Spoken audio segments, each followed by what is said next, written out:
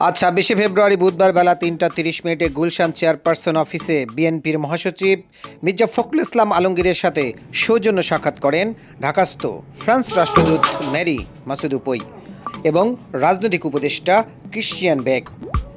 এ সময় বিএনপি মহাসচিব মির্জা ফখরুল ইসলাম আলমগীরের সঙ্গে ছিলেন বিএনপির জাতীয় স্থায়ী কমিটির সদস্য এবং চেয়ারপারসনের ফরেন অ্যাফেয়ার্স অ্যাডভাইজারি কমিটির সদস্য জনাব আমির খসরু মাহমুদ চৌধুরী, বিএনপির সাংগঠনিক সম্পাদক এবং চেয়ারপারসনের পররাষ্ট্রনীতি বিষয়ক সহযোগী উপদেষ্টা কমিটির সদস্য শামা ওবায়েদ।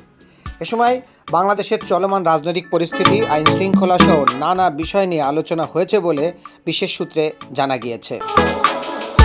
অন্যদিকে গত সপ্তাহে ব্রিটিশ ভারপ্রাপ্ত রাষ্ট্রদূত বিএনপির মহাসচিব মির্জা ফখরুল ইসলাম আলমগীর এবং বিএনপি প্রতিনিধি দলের সাথে সাক্ষাৎ করেন।